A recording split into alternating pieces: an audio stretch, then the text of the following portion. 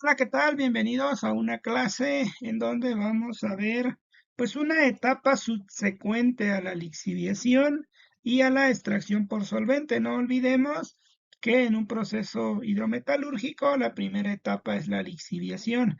En la lixiviación obtenemos pues el metal de interés o el valor de interés que buscamos, ¿no? En este caso generalmente es el cobre por los sulfuros minerales que hay aquí en México, en el norte del país, e incluso a nivel mundial, ¿no? La famosa calcopirita o un mineral sulfurado que contenga cobre. Entonces, en la lixiviación nosotros potencializamos cambiando diferentes parámetros, ya sea concentración de ácido, de oxidante, velocidad de agitación, temperatura. Cambiamos todos estos parámetros para obtener un licor rico en cobre, pero con impurezas. ¿Por qué con impurezas? Porque en la lixiviación también vamos a obtener otros iones que no deseamos, pero que forman parte a veces de la estructura misma del mineral. Por ejemplo, en la calcopirita tendríamos que por cada mol de cobre que se lixivia, también va a la solución un mol de hierro. Entonces, partimos del hecho de que ahora vamos a hacer una extracción por solventes. La extracción por solventes es una forma de purificar de tantas que vamos a revisar en otros videos. Entonces, esa purificación o concentración de cobre preferentemente se hace por extracción por solventes. Esas ese material o ese contenido ya lo tengo grabado, ya lo puedes ver en el canal. Se llama extracción por solventes parte uno y 2, una en operación batch o por lotes y otra en forma continua. Entonces, de ahí que procede, ya tengo mi licor de lixiviación rico en cobre, que ahora le llamaremos electrolito. ¿Qué ocurre ahora o qué tiene que suceder? Bueno, hay que llevar a cabo la electrólisis de ese cobre, la obtención de cobre en su estado metálico.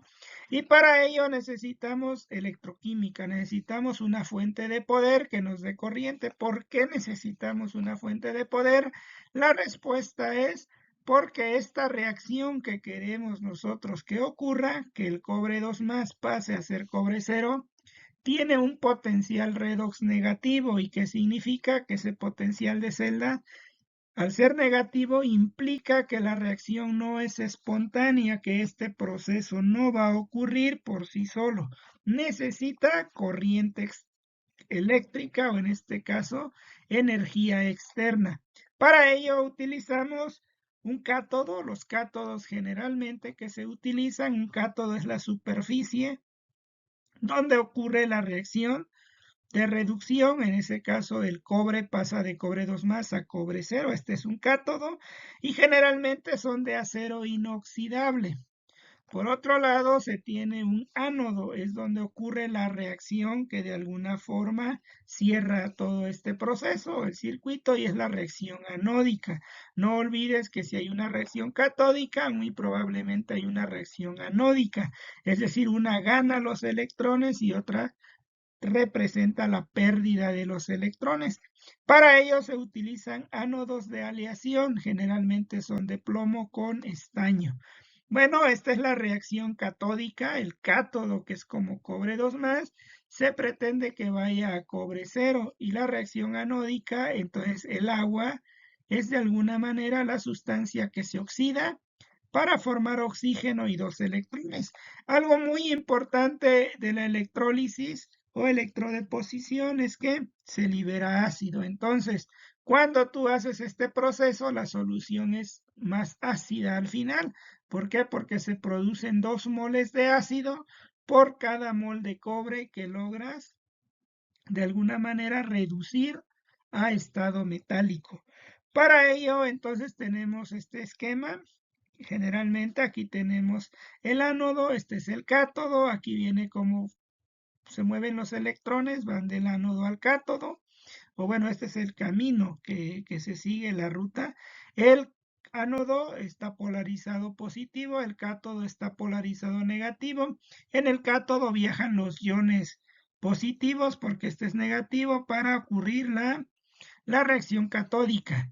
Aquí hay un recubrimiento, eso se tiene que ver por muchos aspectos de sobrepotencial, pero eso es más adelante. Entonces, en general, este es nuestro sistema. Tenemos una fuente de poder con la cual aplicamos como mínimo este potencial para que se produzca este proceso. Ahora, estamos partiendo del hecho, y tú lo has mirado en los videos anteriores, que es la extracción por solventes, utiliza como electrolito final o una solución con la cual descargas el orgánico que está, pues de alguna manera rico en cobre, pero que no lo puedes meter el orgánico a electrólisis, lo pones en contacto con ácido sulfúrico, a esa etapa se llama despojo, y entonces el electrolito aquí está en forma de ácido sulfúrico, es decir, es ácido sulfúrico con cobre, digamos.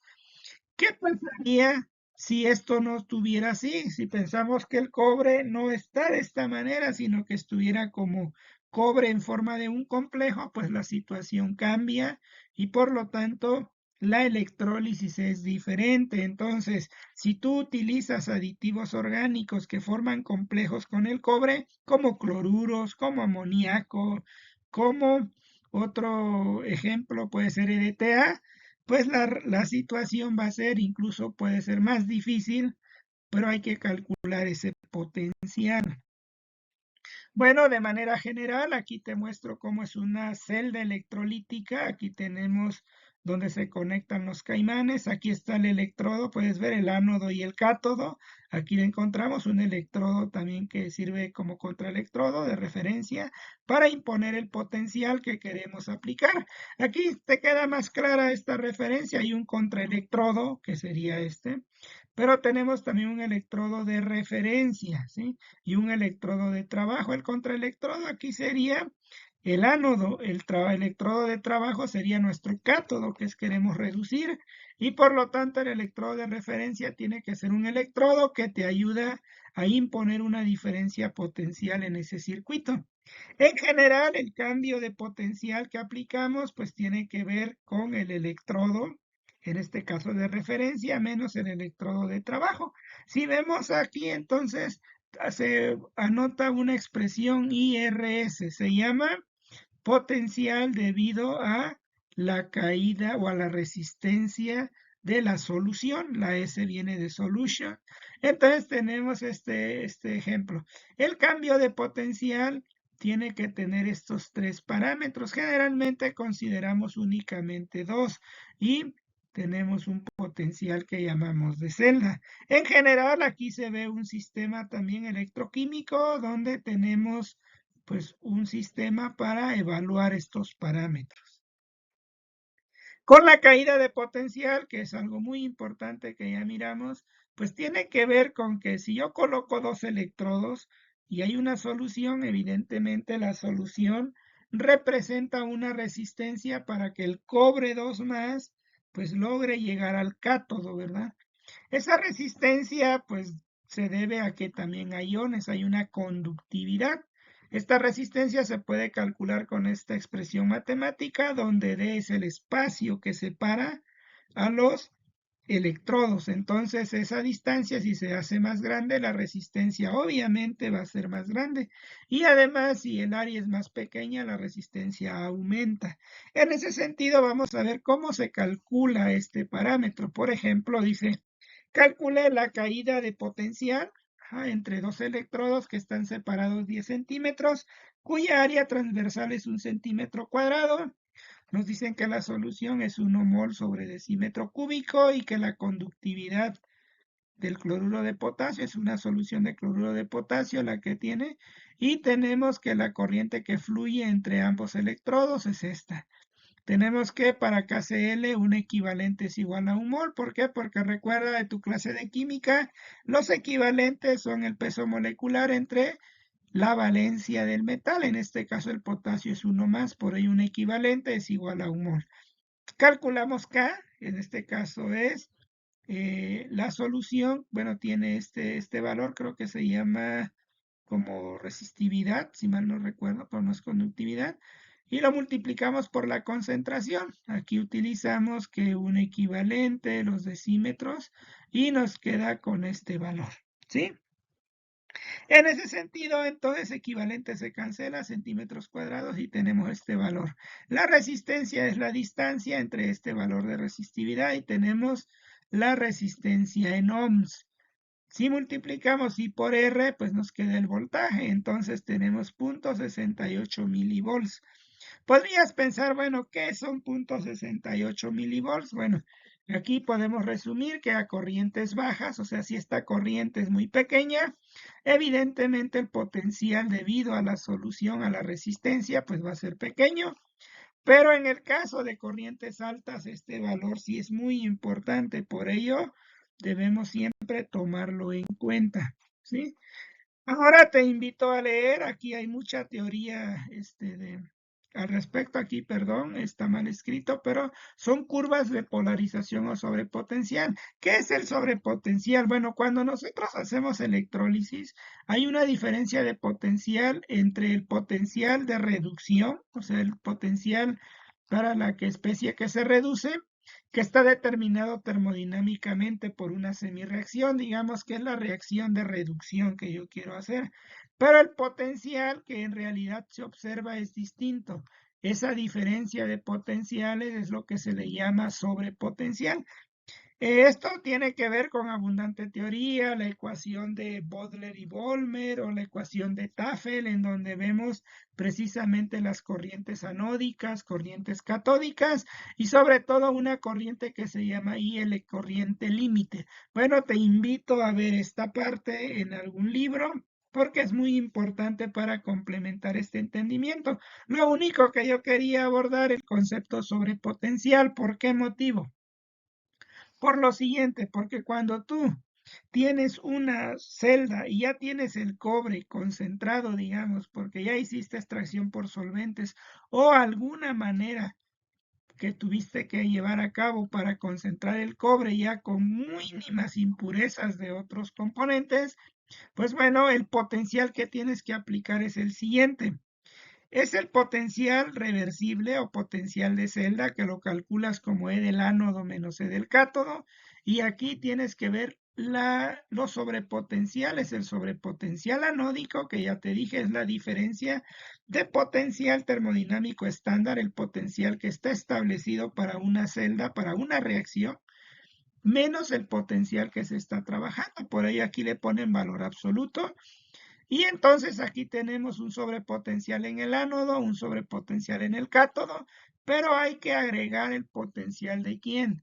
De algunos, aquí le llaman contactos eléctricos o incluso la resistencia del mismo electrolito de la solución. La teoría, los artículos que aquí en las referencias bibliográficas te dejo, nos dice que para cobre se utiliza una densidad de corriente de 300 amperes sobre metro cuadrado o al menos esta densidad. Entonces puede ser de 300 a 200. Este es, creo, de corriente directa, si mal no me equivoco. Dice DLC, me imagino que es una corriente. Sí, creo que tiene que ser de corriente, porque D probablemente es densidad, C es corriente y me imagino que L puede ser límite, una corriente límite de 300, pero puede ser hasta 200, ¿sí? Y entonces el sobrepotencial catódico en este tipo de celdas cuando operas con cobre alrededor de menos 0.225 volts y el potencial anódico suele ser como 0.543. Los cálculos que miramos daban 0.6 milivolts, pero en realidad la teoría dice que para el caso del cobre, las resistencias pueden ser tomadas como 0.6 volts. Entonces, fíjate, vamos a resolver el siguiente ejercicio, que es la parte principal de este video. Dice, examinemos una situación real para la recuperación de cobre por electrowinning, o que puede ser electrólisis o electrodeposición. Dice, las soluciones de lixiviación contienen usualmente 30 a 60 kilogramos metro cúbico de cobre disuelto. Sin embargo, la solución también contiene iones, y eso es la realidad. Puede contener manganeso, níquel, zinc, cobalto y hierro. Bueno, ¿qué es lo que hacemos para resolver este tipo de ejercicio? Nos piden prácticamente cuál es el potencial que debemos operar. Primero tenemos que separar nuestra reacción favorable. Esto es lo que queremos nosotros que ocurra, ¿sí? ¿Y cuál es nuestra reacción anódica? Pues preferentemente esta. Pero si podrás notar, al haber otros iones van a ocurrir otras reacciones que también se van a reducir y ello va a provocar que nuestro cátodo pierda calidad, es decir, nuestro cátodo no va a ser pues muy bien comercializable. Entonces se tiene que electrorefinar más adelante y ello implica un costo. Entonces ordenamos las reacciones catódicas que pueden participar. Ahora, ¿qué hacemos? Pues vamos a calcular esa diferencia de potenciales como E del cátodo menos E del ánodo. Si únicamente hubiera cobre, pues lo que yo tendría que aplicar es menos 0,89 volts. Pero como hay manganeso, si hubiera solo manganeso sería menos 2,41. En realidad el signo solamente negativo indica que tenemos que aplicar un potencial. Entonces en realidad tendría que aplicar 0,89 volts. Pero hago la diferencia con cada uno de ellos, ¿no? La reacción catódica siempre va a ser la del cobre, menos 0,34, y la del ánodo es 1,23, lo resto. Pero luego la anódica va a ser esta ecuación y la anódica sigue siendo 1,23, la del oxígeno. Entonces, de esa manera nosotros calculamos el delta de cada uno. ¿Para qué nos sirve esto? Bueno, pues para tener el potencial de descomposición, bueno, se llama de deposición o el potencial estándar de las celdas si solo tuviéramos cobre 2. Entonces, el potencial anódico ya miramos que es alrededor de 0,6 volts. Sí, a este potencial se le llama comúnmente potencial, incluyen los dos, anódico y catódico. Y la caída de potencial le llaman 0,5 volts. ¿Sí? Entonces, eh, de alguna manera aquí ya tenemos este valor. Y otras pérdidas asociadas a los contactos, a esto, le llaman 0,1 volts. Entonces, el total de corriente que aplicamos son 2,1 volts. Es negativo, pero significa que hay que aplicar 2,1 volts. Como puedes notar, no es el 0,89 que nos dice la termodinámica. Hay que considerar los sobrepotenciales, en este caso anódico, la caída IR y otras pérdidas. De hecho, hay dos potenciales, si bien lo notabas, anódico y catódico. Uno era 0,2 y el otro era 0,5. Sumados verían como 0,7. Aproximadamente aquí consideran un potencial anódico de 0,6. Y bueno, con ello entonces sumamos y el potencial que deberíamos aplicar tendría que ser alrededor de 2,1 volt. De hecho, esto lo puedes encontrar en artículos. Para electrólisis de cobre hay que imponer un potencial de al menos 2 voltios. No es 0,89 porque hay otras cosas que hay que considerar, sobre todo la distancia entre los electrodos, probablemente el área de los electrodos, pero ello lo vamos a ver en otro video donde vemos cuánta cantidad de metal se puede depositar, o sea, cuánto cobre puedes depositar si aplicas una determinada densidad de corriente y un determinado valor de potencial. Entonces, con ello terminamos. ¿Quieres revisar de manera detallada estos libros? Esta fue la bibliografía a través del cual pues obtuvimos estos resultados, sobre todo este artículo, ¿no? Dice electrowinning, puede ser electrodeposición o electrólisis, y sobre todo aquí vienen los valores potencial anódico, potencial catódico, y bueno, con ello puedes notar que aproximadamente hay que aplicar 2 volts cuando requieres hacer electrólisis de cobre.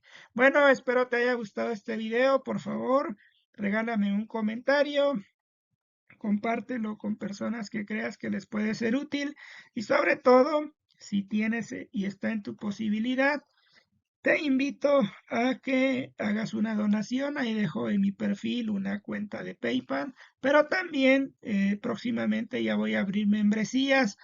Te puedo compartir todas mis presentaciones, todo el material que yo utilizo por si tú eres docente, eres estudiante, para poder seguir aprendiendo más y más de este tipo de procesos. También coméntame qué tema te gustaría que abordara. Y bueno, pues nos vemos en un siguiente video. Saludos.